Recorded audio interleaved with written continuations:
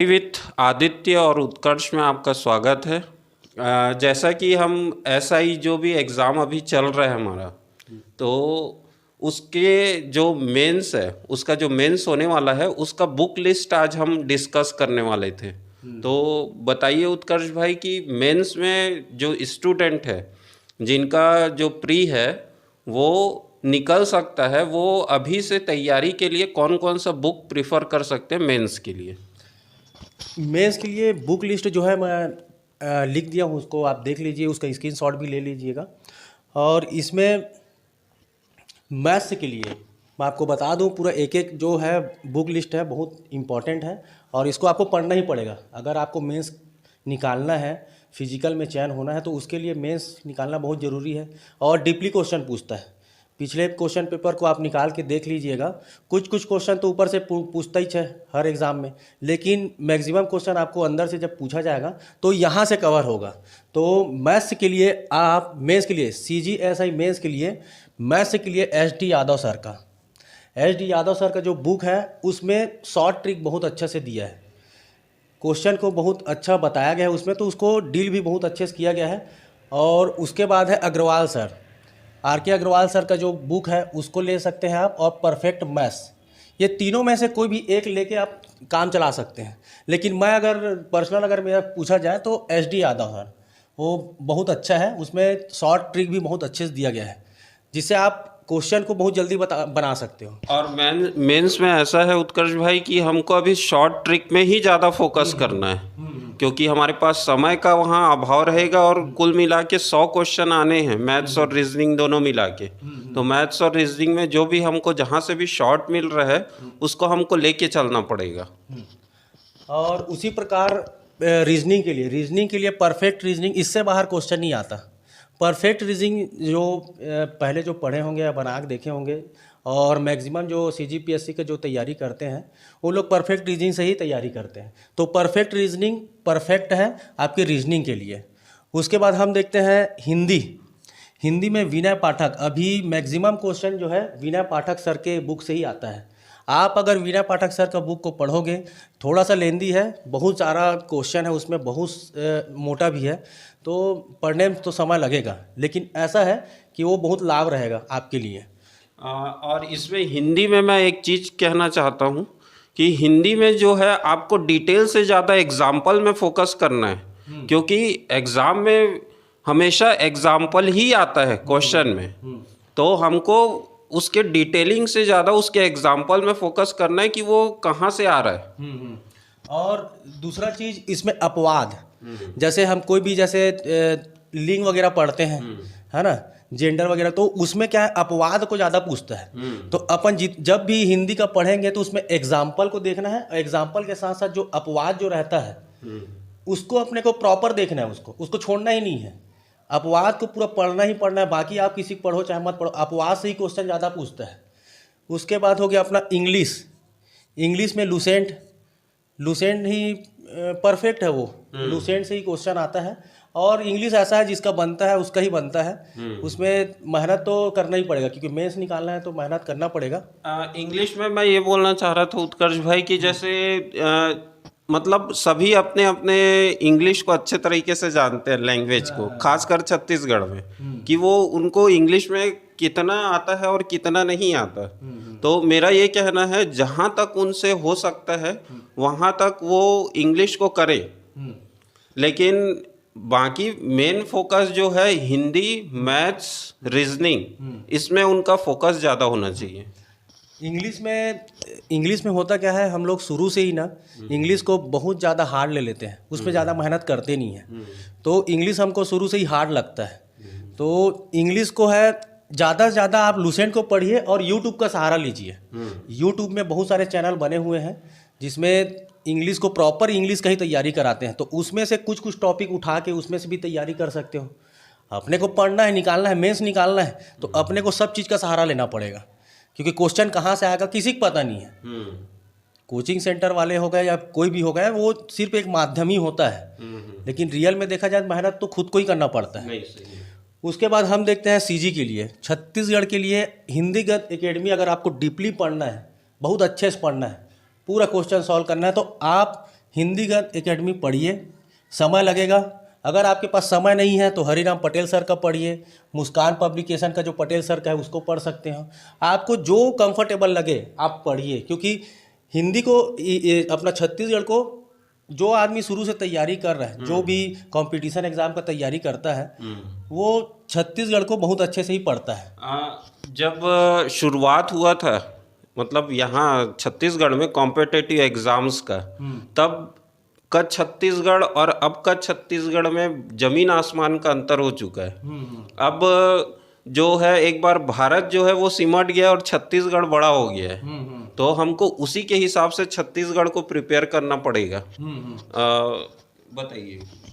उसके बाद हम देखते हैं इंडिया का क्वेश्चन जो होता है, उसके लिए आप लुसेंट का जो पेपर क्या बोलते हैं बुक है, लुसेंट का बुक बहुत अच्छा है, लुसेंट को पढ़िए। क्वेश्चन उसी वहीं से आता है, और जो क्वेश्चन ज़्यादा डीपली या इधर उधर से आता है वो किसी से नहीं बनता, वो सब तुक्का में काम चलता है, वो हर किसी का वही है। अगर वो ABCD में अगर आता है वो स्टेटमेंट वाला क्वेश्चन, तो उसमें बहुत लोग फंसते हैं। तो इसमें अगर वन लाइन फैक्टर वाला आता है तो लुसेंट एकदम परफेक्ट है, लुसेंट से बाहर तो आता नहीं है। दूसरा मुस्कान पब्लिकेशन का सर, वो जो है बहुत अच्छा बुक है, मुस्कान पब्लिकेशन का भी है, बहुत अच्छा डिटेल में दिया है। घोटुल पब्लिकेशन ले सकते हो आप, आपको जो कंफर्टेबल लगे आप ले सकते हो, लेकिन मेरा ऐसा मानना है कि लुसेंट बहुत अच्छा है इंडिया के लिए भी। और इंडिया में ही मैं ये पूछना चाह रहा था उत्कर्ष भाई कि जैसे कॉन्स्टिट्यूशन है, संविधान, जो बहुत अहम रोल रखता है कोई भी एग्जाम में, छत्तीसगढ़ के खासकर, तो उसको कौन से बुक से और कितने डिटेल में उसको कवर करना चाहिए? संविधान के लिए अगर देखा जाए तो लक्ष्मीकांत का बुक मैक्सिमम लोग पढ़ते हैं उसको, लेकिन इतना ज़्यादा 600-700 पेज का बुक है, तो उसको पढ़ने में जो आदमी पहली बार पढ़ेगा वो तो 2-3 महीने उसी में निकल जाएगा। तो उसमें ऐसा है कि क्या पढ़ना है क्या छोड़ना है वो भी हम बताएंगे। जितने भी मेंस की तैयारी करने वाले हैं तो संविधान में क्या पढ़ना है क्या छोड़ना है वो हम उसको बता देंगे। लेकिन अगर आप लक्ष्मीकांत के अलावा कुछ पढ़ना चाहते हो तो उसमें भी अपना मुस्कान पब्लिकेशन हो गया, हरिराम पटेल सर का भी हो गया, लुसेंट भी हो गया, तो उसमें से आप कवर कर सकते हो।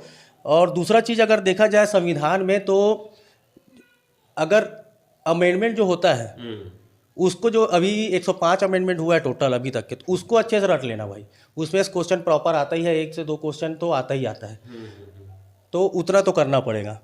उसके बाद ऑब्जेक्टिव तो आपको प्रॉपर लगाना ही है, तो हर सब्जेक्ट का ऑब्जेक्टिव करना है सर, हर सब्जेक्ट का ऑब्जेक्टिव करना ही करना है, तब जाके आपका कॉन्सेप्ट क्लियर होगा।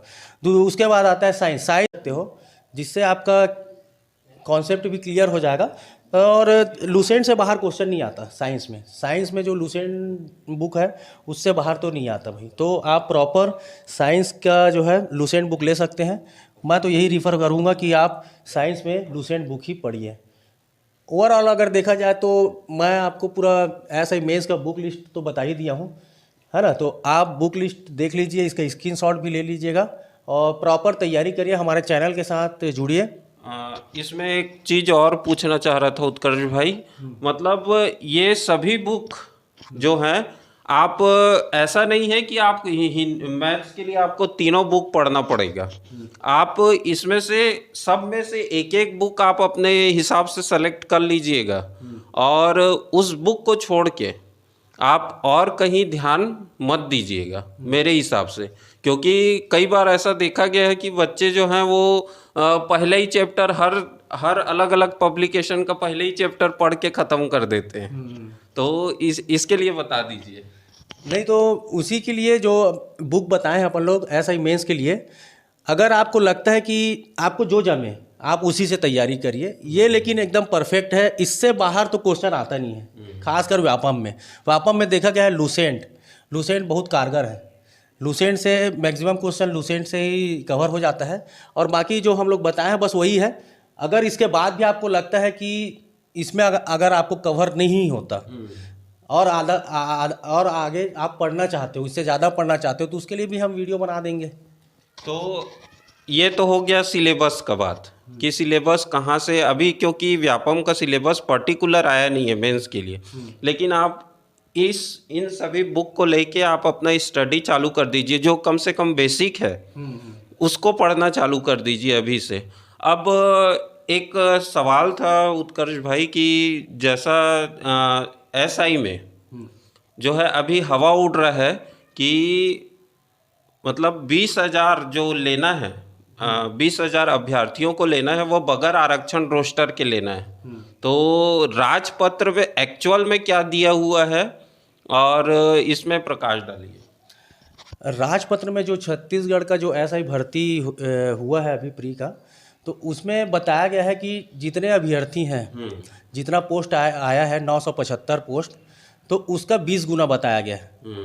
लेकिन जो राजपत्र में जो लिखा है उसमें ये भी लिखा है कि ST SC OBC आरक्षण अधिनियम 1994 के तहत उसमें समय समय पर जो भी आरक्षण है वो लागू होगा कर। अब ऐसा तो नहीं है कि शुरुआत से ही वो बगैर आरक्षण रोस्टर के रिजल्ट निकाल दें। ऐसा कभी भी नहीं हो सकता है। जैसा मतलब हवा उड़ रहा है छत्तीसगढ़ में कि बगैर आरक्षण रोस्टर के इसका रिजल्ट निकल जाएगा करके, मुझे ऐसा तो महसूस नहीं होता। ये तो अब देखने वाली बात होगी कि पुलिस भर्ती में ऐसा ही जो भर्ती होगा उसमें पुलिस विभाग किस आधार पे मेरिट लिस्ट के बेस में करती है या फिर आरक्षण रोस्टर के हिसाब से करती है, तो वो देखने वाला विषय है। लेकिन जहाँ तक कि मेरे भी लगता है फिर ऐसे में होगा क्या, अगर मेरिट बेस में होता है तो ST और SC वर्ग जिन लोग का कम नंबर आ रहा है वो तो बाहर ही हो जाएंगे ना। फिर उसमें टोटल OBC और जनरल वाले जो हैं मैक्सिमम लोग वहीं से चयन होके आएंगे। तो ST और SC जो वर्ग है वो तो बहुत पीछे हट जाएंगे। तो वो ये कहीं ना कहीं सरकार के ऊपर डिपेंड करता है और पुलिस विभाग के ऊपर कि वो आगे क्या इसमें आरक्षण रोस्टर के हिसाब से करेंगे कि या फिर 20 गुना को मेरिट के हिसाब से करेंगे। अब व्यापम ने तो सीधा सीधा ये कहा है कि हमारा काम केवल एग्ज़ाम लेने का था, अब जो भी होना है वो पुलिस डिपार्टमेंट करेगा जो रिजल्ट से रिलेटेड है। तो मुझे तो नहीं लगता कि बगैर आरक्षण रोस्टर के प्री का रिजल्ट जो है वो जारी हो जाएगा। बस देखने वाला बात है कि किस आरक्षण रोस्टर पे ये भर्ती निकालते हैं। और इसके अलावा मैं ये कहना चाह रहा था उत्कर्ष भाई कि जो फिज़िकल का तैयारी है, मेंस के बाद जो फिज़िकल का तैयारी है उसको जो है स्टूडेंट मेंस के साथ में लेते हुए चले। भले उनका टाइमिंग अभी नहीं आ रहा है तो चलेगा, लेकिन अगर वो कंटिन्यू, अगर उनको 10 राउंड पहले दौड़ना था तो वो एक ही राउंड दौड़े। मेरा कहने का मतलब ये है कम थकावट वाला जो फिज़िकल एक्टिविटी है वो करें, लेकिन फिज़िकल एक्टिविटी चालू कर दें, क्योंकि अचानक से जब वो फिज़िकल में आएंगे तो उनको इंजरी होने का जो खतरा है वो ज़्यादा बन जाएगा। और मुझे नहीं लगता मेंस के बाद में फिज़िकल का जो है वो ज़्यादा समय मिलेगा। फिज़िकल जो तैयारी रहता है बहुत टफ होता है, जिसमें देखा जाए तो गोला फेंक है, ऊंची कूद, लंबी कूद, 1500 मीटर, 100 मीटर, 5 इवेंट है टोटल। ऐसा ही जो फिजिकल है उसमें 5 इवेंट है, बहुत टफ है। तो आपको मेंस के साथ उसको लेके चलना पड़ेगा। अभी आप मेंस की तैयारी में लग जाओगे, साथ में कम से कम 1 से 2 घंटा एक्सरसाइज करो, पैदल चलो, स्टार्टिंग पैदल से करो, क्योंकि फिजिकल जो होता है वो 1-2 दिन में या फिर 1-2 महीने में नहीं आता भाई। उसके लिए बहुत तैयारी और बहुत मेहनत की ज़रूरत है। 2 स्टार लगाना है तो इतना मान के चलो आपको बहुत कड़ी मेहनत चाहिए। कंपटीशन भी बहुत अच्छा है, क्योंकि फिजिकल में जो 30+ जो है, जिन लोग का प्री निकल रहा है और मेंस की तैयारी कर रहे हैं, उन लोग को तो बहुत ज़्यादा ज़रूरी है। और मैं ये भी बोल रहा हूँ उत्कर्ष भाई कि जैसे रिटर्न निकालना इसमें का ईजी है, लेकिन जो फिजिकल है वो सबसे ज़्यादा हार्ड होने वाला है। ये चीज़ आप नोट कर लीजिए। रिटर्न एग्ज़ाम आप लोगों का प्री भी निकल जाएगा, मेंस भी निकल जाएगा, लेकिन जो फिजिकल है उसमें आपको आत्मविश्वास जो है उसमें बहुत ज़्यादा मांगता है, क्योंकि उसमें जो फिजिकल में जो दिया है, जैसे 1500 मीटर है, 5 मिनट में आपको कंप्लीट करना है, तब आपको पूरे 60 में 60 मार्क्स मिलेगा। अब बोलोगे 30+ जो जिसका हो गया है या फिर उसके नीचे भी है, 1500 मीटर बहुत टफ है, क्योंकि हम पहले भी लगभग 4-4.5 साल तो पोस्ट को आए हुए हैं, तो हम लोग भी बहुत दौड़े, बहुत मेहनत किए हैं। तो हमको पता है कि 1500 मीटर 5:40 में था पहले। इसके पहले जब राजपत्र में आया था तो 5:40 था, तो 5:40 में निकालना बहुत टफ था। अब तो 5 में निकालना है, तो 5 में निकालना है तो उसके लिए तो अभी से मेहनत जारी रखना पड़ेगा।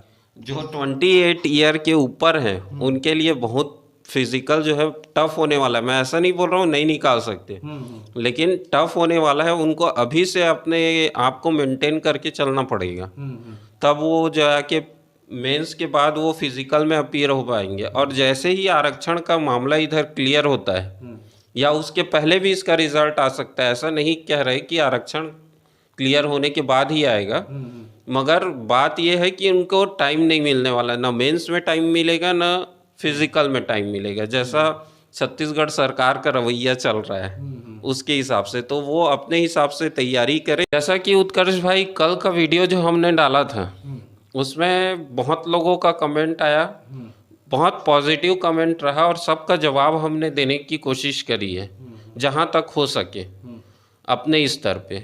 मगर कुछ जो विद्यार्थी हैं उनका निगेटिव कमेंट भी था, तो जो 2 कमेंट उसमें से एक्चुअल जिसमें हमको डिस्कस करना है, तो उसमें से एक कमेंट जो था उसमें विद्यार्थी ने, जो आपने 33,000 विद्यार्थियों को अलग कर दिया था, तो उसमें एक सवाल था, तो उसका क्लैरिफिकेशन एक बार दे दीजिए। मैं आप सभी से यही कहना चाहूँगा कि आप हमारे ये जो चैनल है वो आपके लिए है, वो हमारे लिए, अगर आप सोचोगे कि हम अपने लाभ के लिए कर रहे हैं तो ऐसा नहीं है, आप सभी के लिए है। और ये हमारा चैनल में टोटल फ्री है ना, इसके लिए कोई आपको चार्जेस देने की ज़रूरत नहीं है। तो जो लोग कमेंट कर रहे हैं कि कोचिंग सेंटर के लिए आप ये मत करो वो मत करो, तो आपको हम बता दें कि हमारा चैनल टोटल फ्री चैनल है, वो आपके लिए बनाया गया है। SI जो अभ्यर्थी हैं उसके लिए है प्रॉपर, आप उसमें तैयारी करिए, देखिए।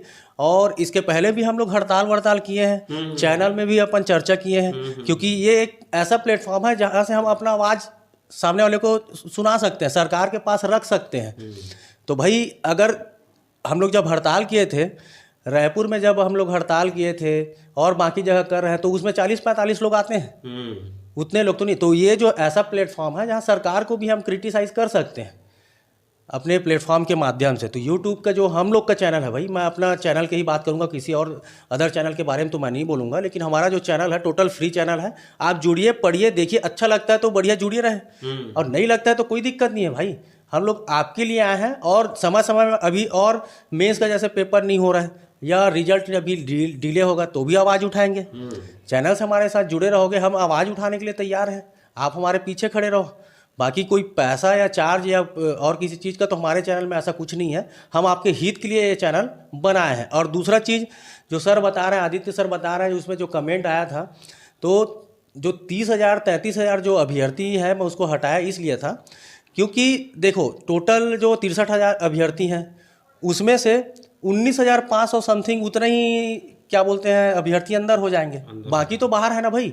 अगर मैं ऐसा बोलता कि भाई 63,000 में 40-45,000 आदमी हटा दो और डायरेक्ट 19,500 आदमी को ले लो करके, तो ये भी तो गलत होता ना। तो मैं बताया उसमें कंपटीशन, इतने लोगों के बीच कंपटीशन है बताया। मैं ये नहीं बोल रहा हूँ कि इसको हटा देने का मतलब वही है कि कंपटीशन जो है 25 से 30,000 के बीच में है करके। जो मेरिट के आधार पे अगर होता है तो उसमें भी वही 20-25,000 आदमी है।